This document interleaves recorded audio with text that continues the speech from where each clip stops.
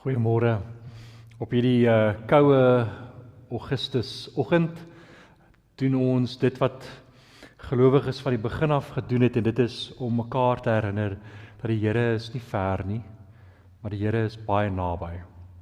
Ons steek hierdie Kersvolgend aan soos mense van die begin af gedoen het, en wil daardeur sê dat die Here ons ontmoet waar ons in ons eie lewe is. Baie welkom. Ek lees graag vanoggend vir ons 'n oggendgebed. Dit is ou Psalm, en jy is baie welkom om jou oë toe te maak en sommer net hierdie woorde te ontvang.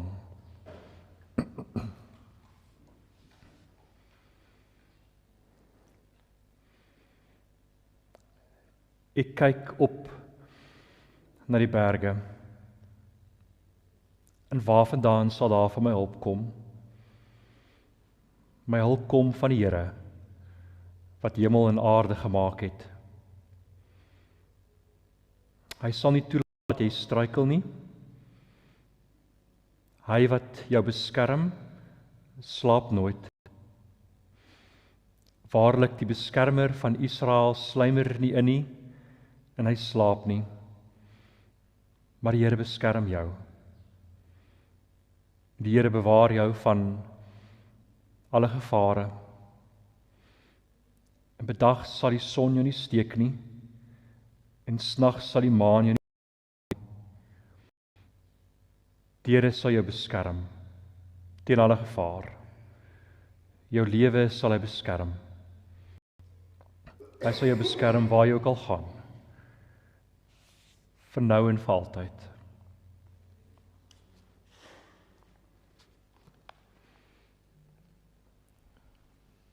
Ons gaan so 'n paar oomblikke so in die stilte bly in gebed. Miskien wil jy die geleentheid neem om ook jou gebed wat jy volgend in jou ronddra, om dit na die Here toe te bring.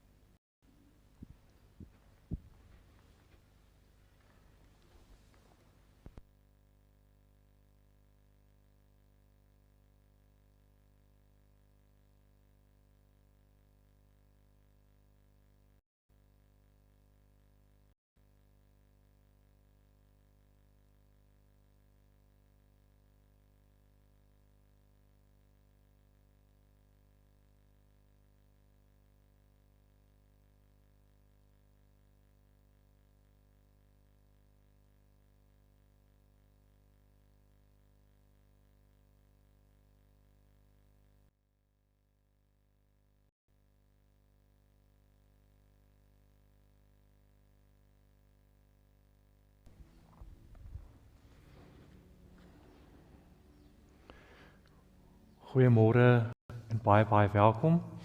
Ook welkom aan ons mense wat aanlyn kyk, and to our English viewers also welcome to you in this capacity. Dit is goed om julle te sien op hierdie koel en mistige oggend.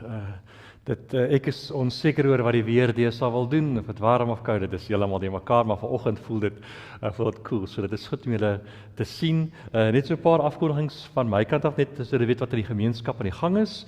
Hierdie Vrydag is daar, hierdie komende Vrydag is daar 'n Sutherland saamkuier.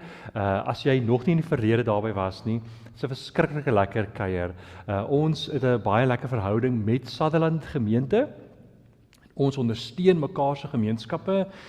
Hulle bring elke jaar 'n klomp vleis hier na ons toe, verkoop dit, en al die geld gaan dan terug na die gemeenskap toe om ook vir hulle te ondersteun op sekere maniere. So daar is baie lekker vleis.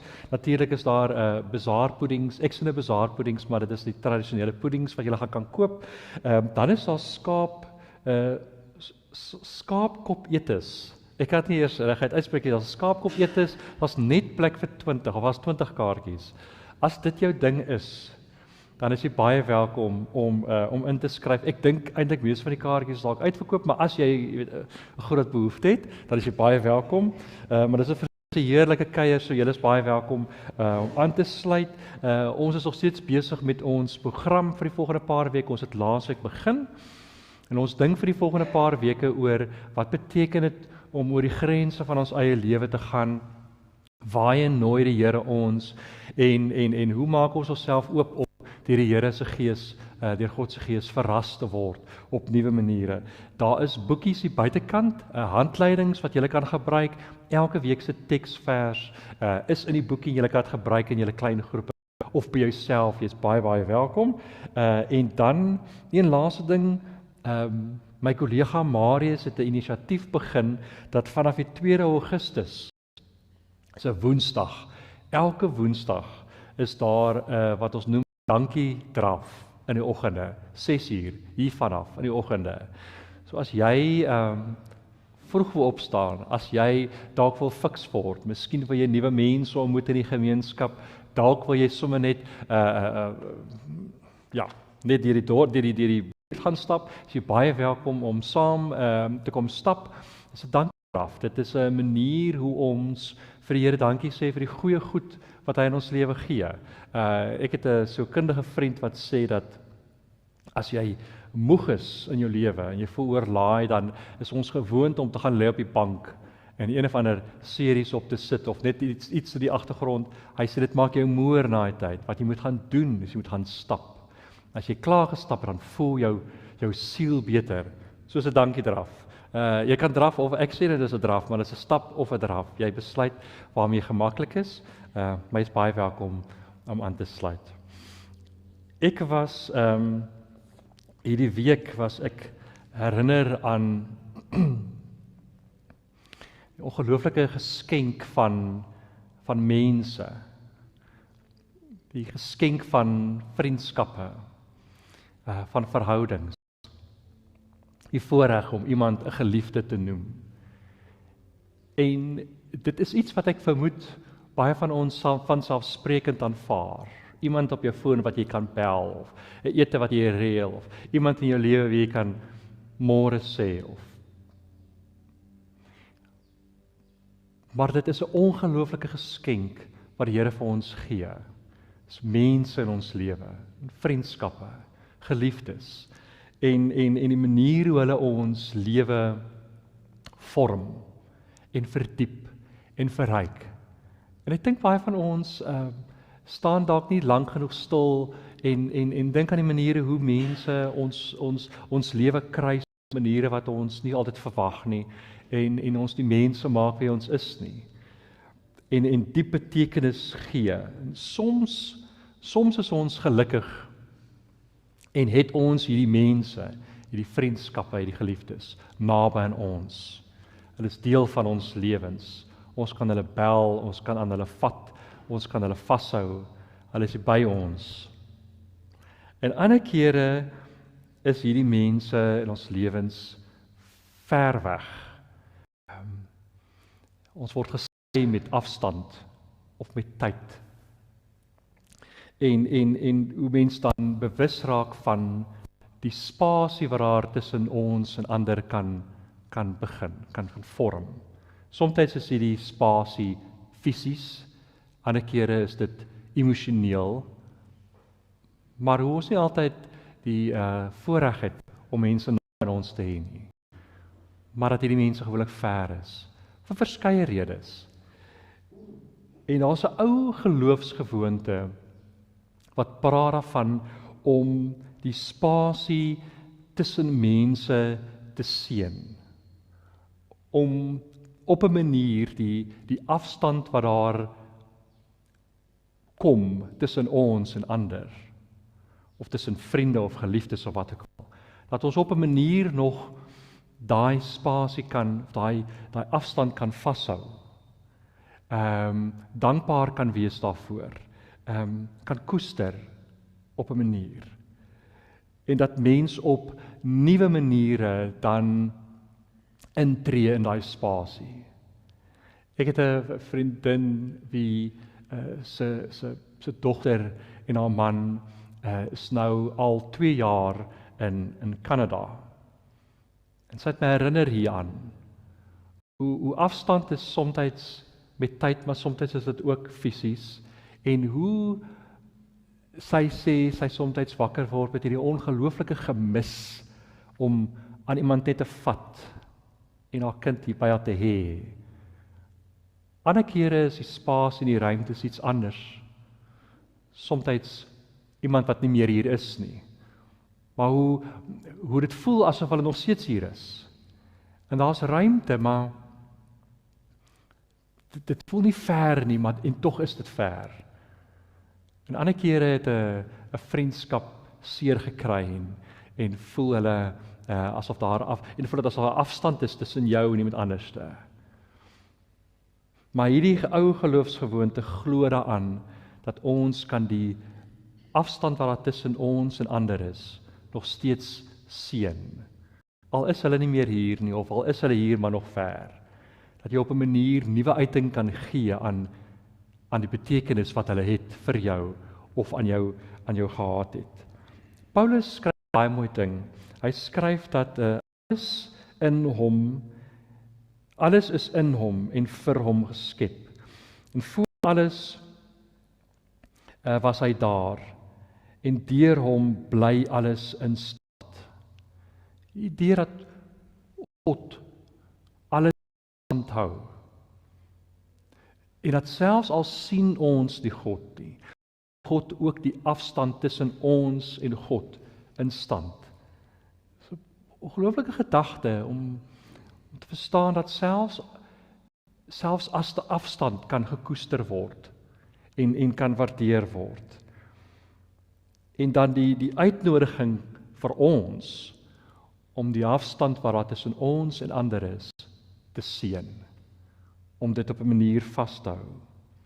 So ek wil volgende vir jou vra as 'n oomblik van refleksie om saam met my hierdie ou geloofsgewoonte te doen. Om te dink aan iemand. Om hom of haar naam vas te hou in jou gedagtes. En dalk te probeer woorde gee aan wat is dit wat jy van haar waardeer of mis. En miskien wil jy in jou gebed dit na die Here toe bring. Miskien wil jy die Here vertrou dat God ook daai verhouding wat dalk geskei word met afstand, nog steeds vashou, nog steeds in stand hou.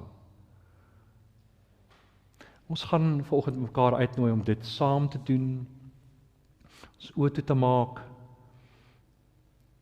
te dink aan iemand wat vir jou baie betekenis het, en dalk in jou gedagtes vir die Here te sê waarvoor jy vir daai persoon dankbaar is, of wat jy is. En om gewig te gee aan daai verhouding. Miskien wil jy hom of haar naam kom skryf in die water hiervoor. Ons gaan so 'n paar oomblikke so in die stilte sit, terwyl ons luister na 'n bekende lied wat geskryf is deur Verdian Swart, wat ook praat oor die waarde van verhoudings en al die mense nie meer hier nie, of al is daar 'n afstand of spasie, beteken dit nie dat dit verdwyn nie, dat die mooi van die verhouding weg is nie.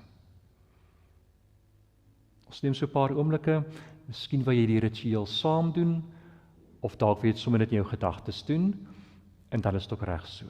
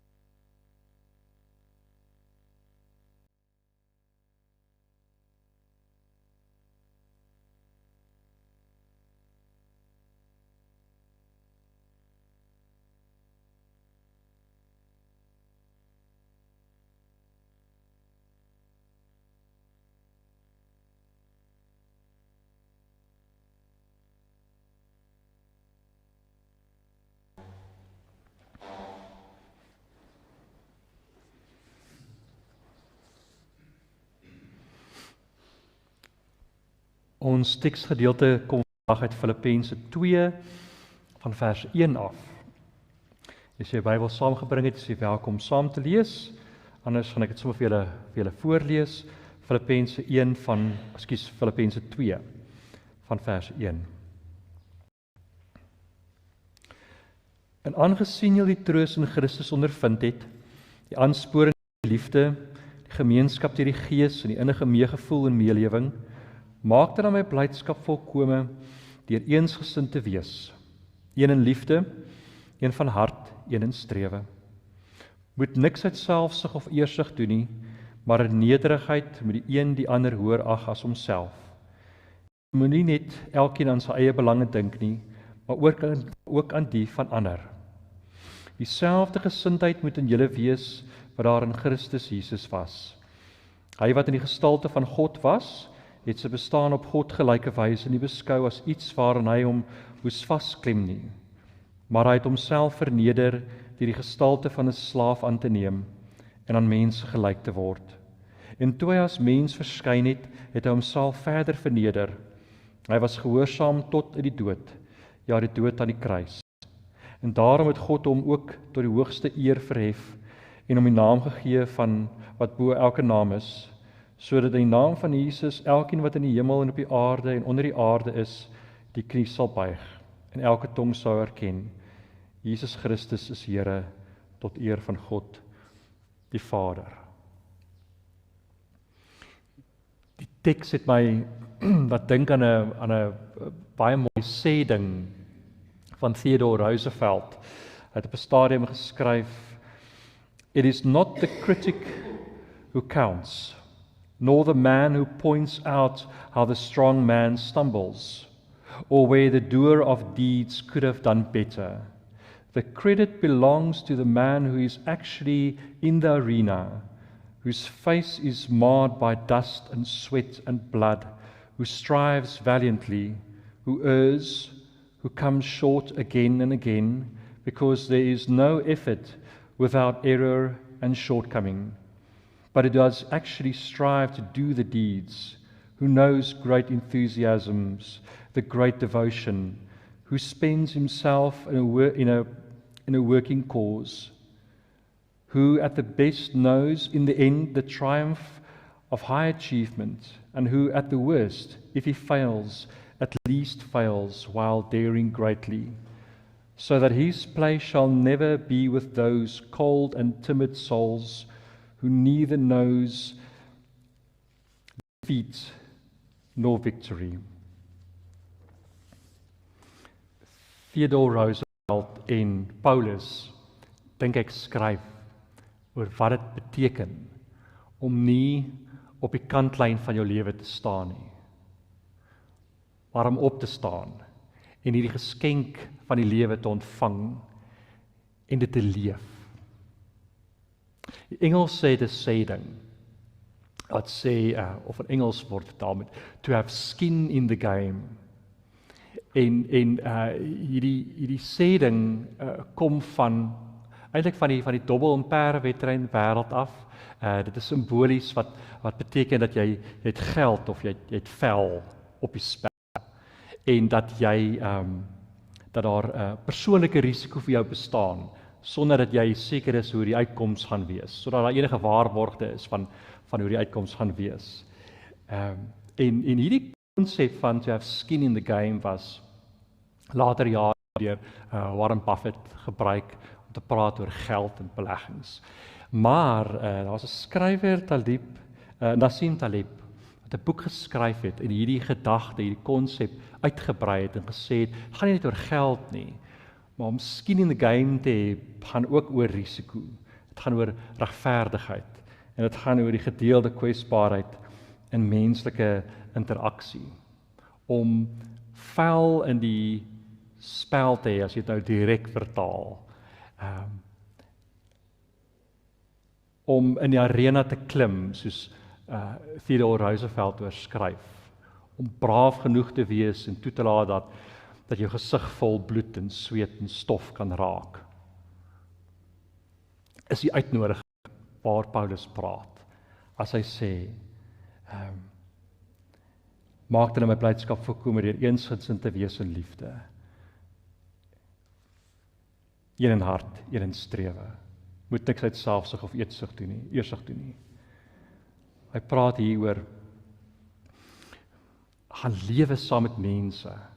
Voel die lewe. Laat dit met jou gebeur.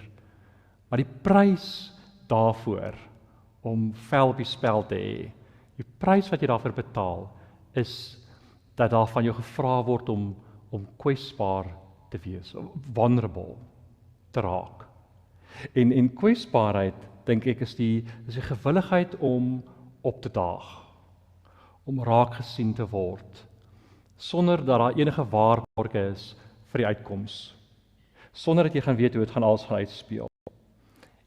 Kwesbaarheid, hierdie gedagte van vulnerability, is nie iets wat nou onlangs ontwikkel is deur een van die bekende skrywers, ek dink is Brené Brown, wat baie geskryf het oor vulnerability, en dit is nie nou onlangs uitgedink nie, dit is 'n oeroue konsep, wat mense van die begin geglo het is deel van wat dit beteken om 'n mens te wees.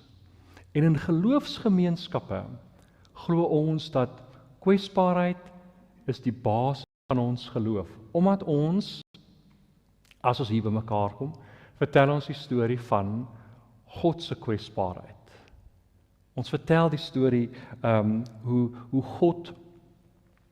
God se vel wat hy op die spel geplaas het volle uiting gekry in die lewe van Jesus. Johannes, van die skrywers in die evangelie, skryf het geweldig mooi. Hulle sê, aan die begin was die woord daar, en die woord het vlees geword, en dit het die vlees die onder ons, tussen ons kom woon. Dis die vel, om jouself te gee vir die lewe.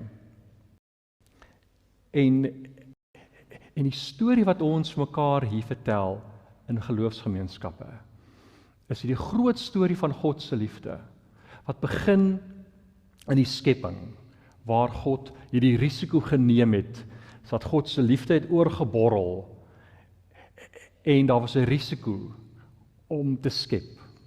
En later vertel hy die storie oor hoe God die verbond gemaak het met 'n volk, en hoe God self blootgestel het. En dis hierdie lang storie van die begin tot die einde wat praat oor wat beteken dit? Wat beteken dit as God lief is vir mense en vir sy skepping?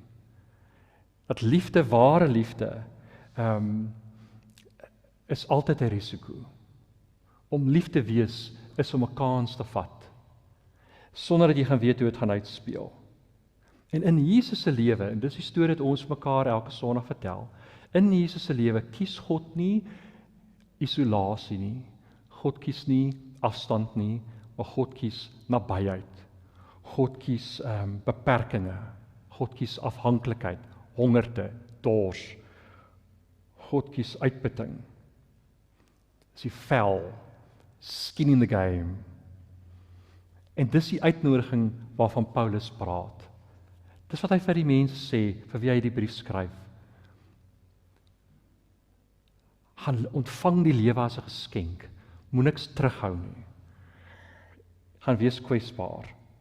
En dan gaan hy aan in hierdie gedeelte van hy sê, dieselfde gesindheid moet in julle wees as wat daar in Christus Jesus is. En in Christus, hierdie bloudruk vir ons mens wees, waar hy praat, sien ons dan hoe identiteit gevorm word.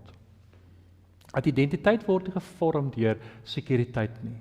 Of soos Paulus hiervan praat, Jesus het die keuse gehad om aan sy goddelikheid vas te hou.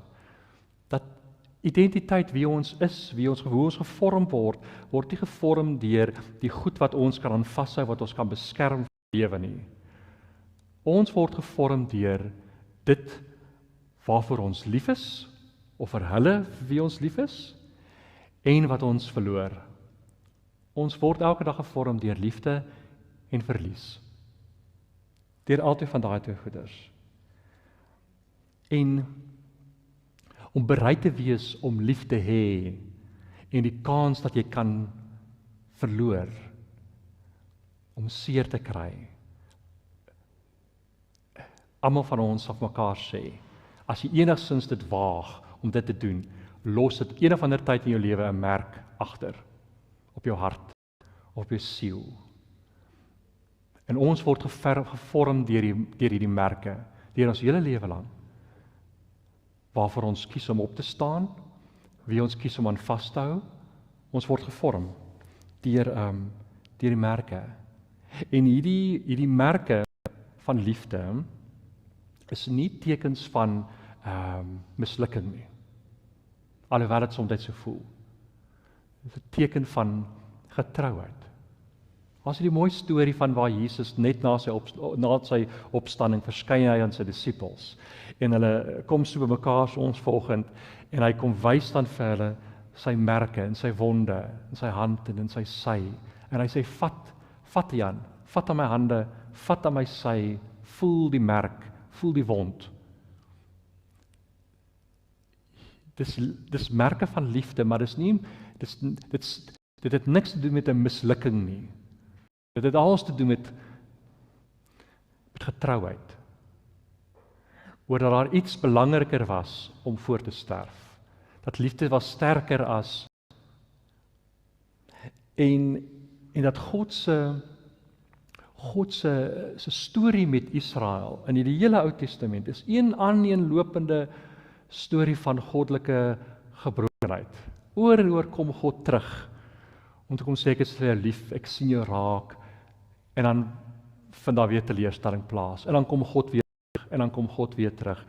Dit is die aaneenlopende storie, merke van liefde. Dis die storie wat ons mekaar vertel. Storie oor God se kwesbaarheid.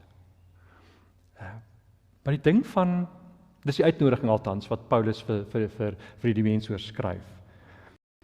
En ek het toe ek gaan dink het oor wat kwesbaarheid of vulnerability vir my beteken, as ek moet eerlik wees, is kwesbaarheid vir my 'n moeilike ding om te doen. Dit kom nie so natuurlik nie. Dit vra 'n prys. Dit vra iets van jou. En as ek terugdink oor my eie lewe, en die kere wat ek wel kwesbaar was, dan sal ek erken dat die besluit om daar te gaan, het my verander, oor tyd.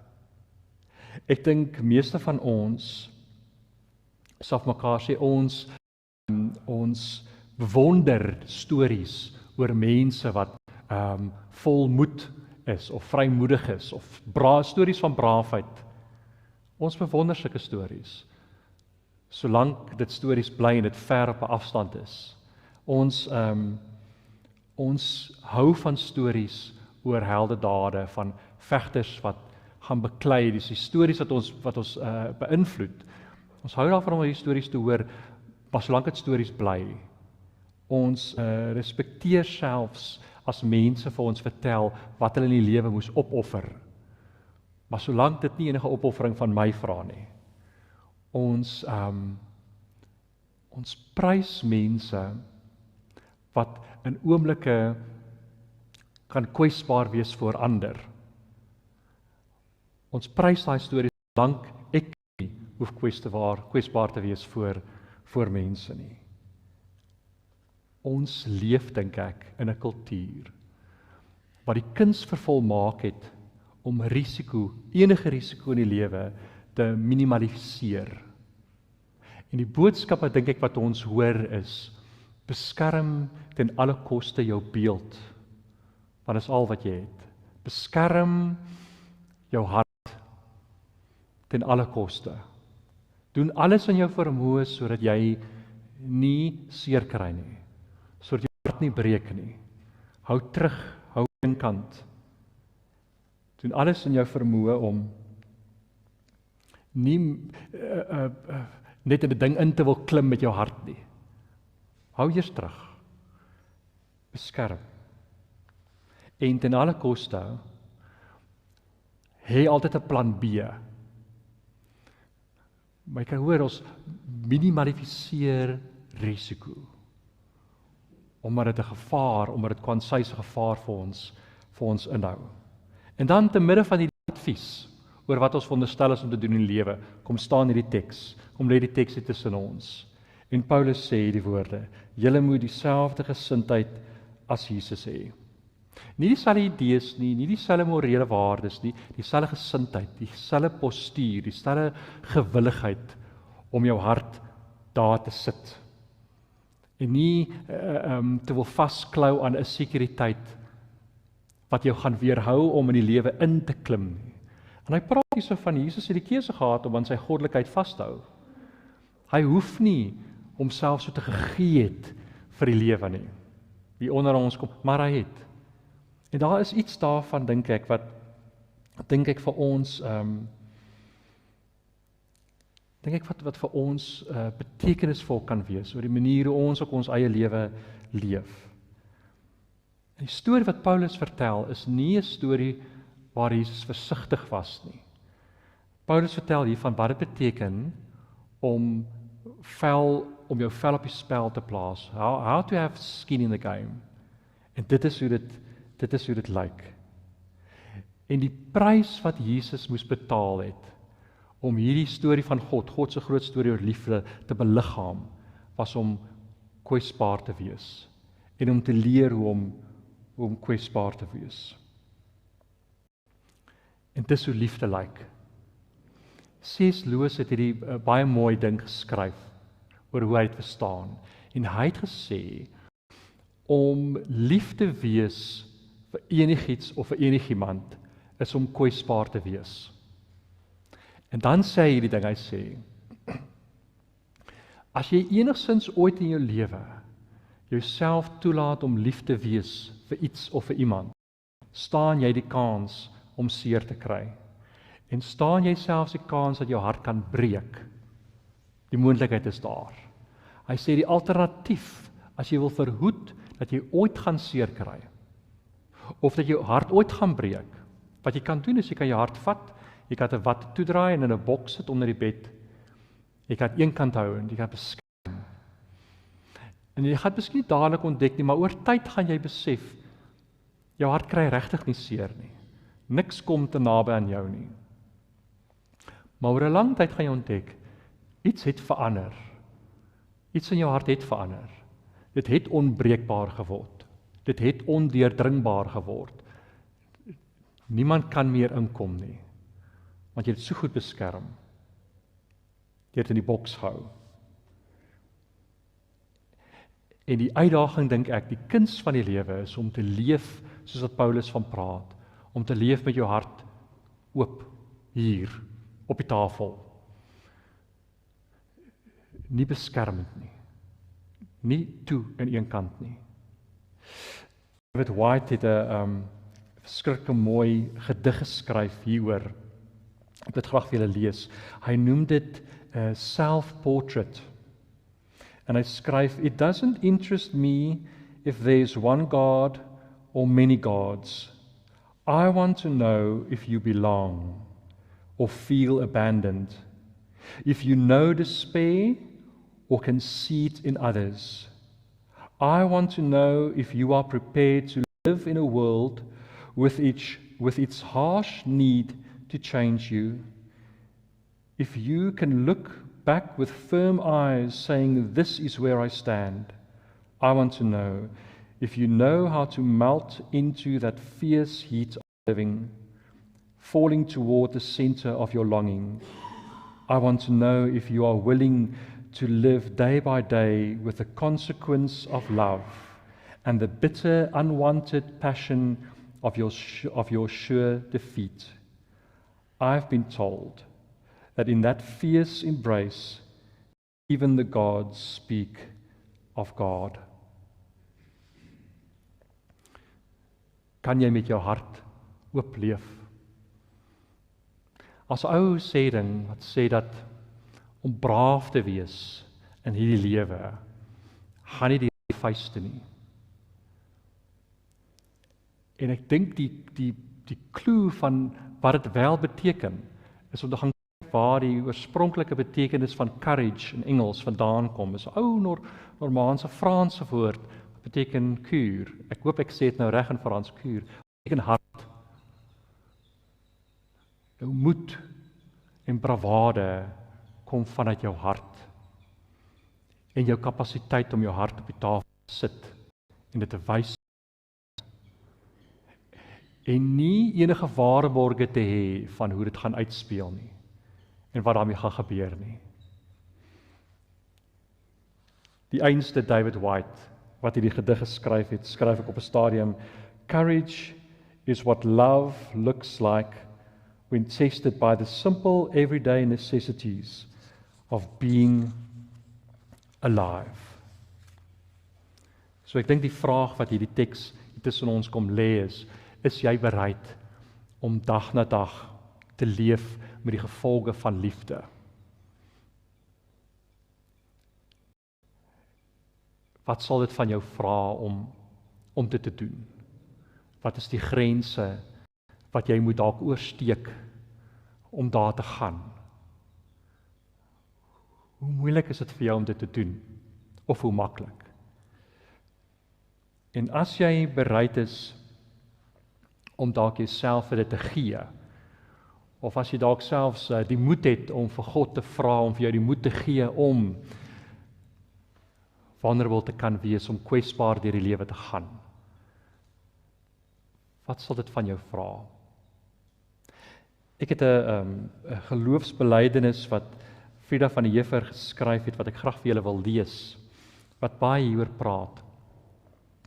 En as jy wil, is jy welkom om jou oë toe te maak, en sommer net hierdie woorde te ontvang. En as ek het klaar gaan ons so 'n paar oomblikke so in die stilte bly, en in gebed.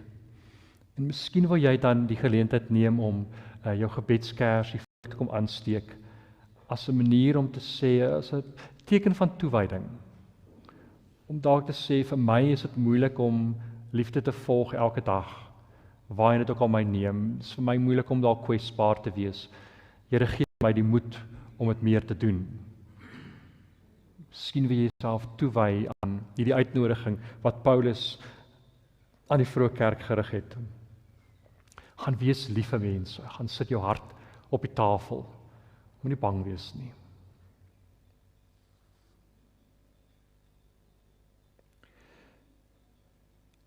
Ons glo in 'n God wat nie op 'n veilige afstand bly staan nie. Wat ons nie liefhet van agter glas nie.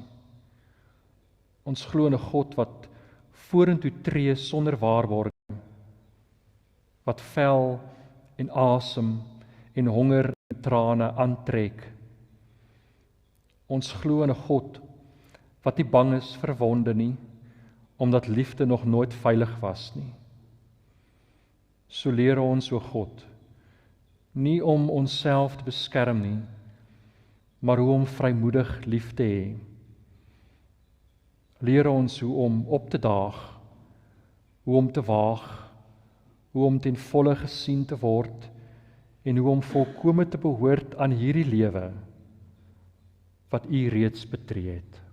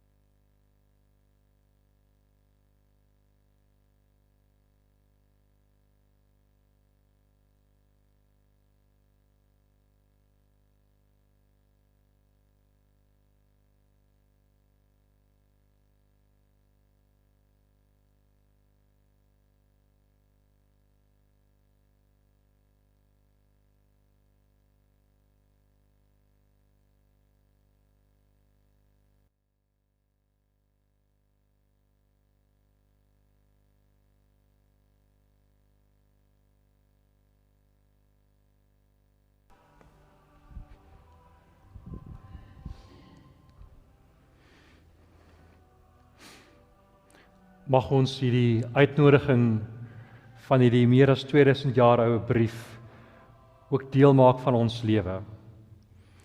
Waar ons ontdek dat as ons dit waag om, as ons die kuns van die lewe kan regkry op 'n manier om kwesbaar te wees voor mekaar, mag ons ontdek dat wat ons daar ontvang, is ons sien dan iets van God se hart.